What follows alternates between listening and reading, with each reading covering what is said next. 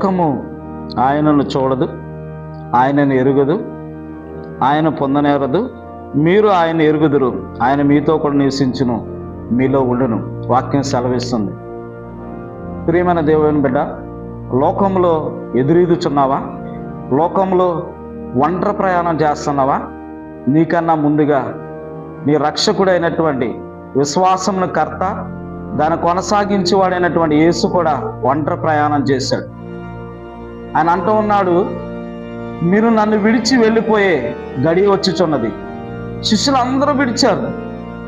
గెత్సేమనే తోటలో కూడా ఆయన ఒంటరి ప్రార్థన చేశాడు. ఒంటరి అనుభవం గుండా వెళ్ళాడు.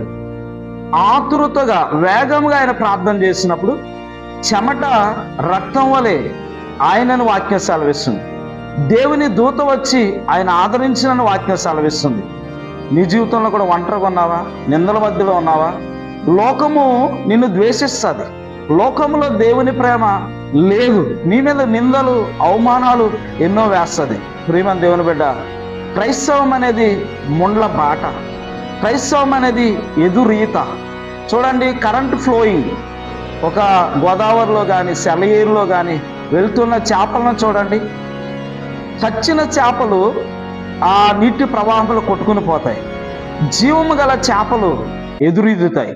ఈ లోకంలో నువ్వు ఎదురీదవలసినటువంటి సమయం ఉన్నది. లోకంతో నువ్వు కలిసిపోతే లోకములకు నీకు తేడా లేదు, ప్రత్యేకత లేదు.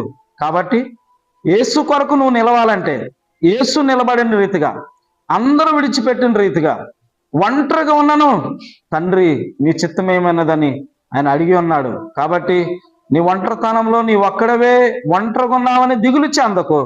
యేసు నీతో పాటు ఉన్నాడు, నిన్ను ఆదరిస్తాడు. ఎందుకంటే లోకస్తులు కొన్నిసార్లు నిన్ను మహాసభకు, శ్రమలకు గురి చేసి ఇది దేవుని సేవ అనుకునే సమయం కూడా వస్తుంది. దేవుడు అంటున్నాడు, లోకస్తులే లోకుల్ని స్నేహం చేస్తారు, కానీ నేనైతే మిమ్మల్ని ఆ లోకం నుంచి ఏర్పరచుకున్నాను, ప్రత్యేకపరిచాను, విడిపించడానికి ఆయన ఇష్టపడుతున్నాడు. ఆయన చివరిగా మాట్లాడుతున్నాడు, లోకమును యేసు జయించాడు.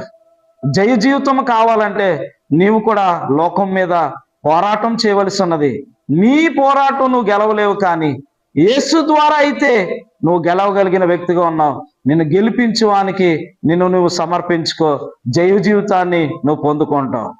ఏ విషయంలో కూడా నిన్ను నీవు తక్కువగా ఎంచుకోవద్దు, తక్కువగా అంచనా వేసుకోవద్దు.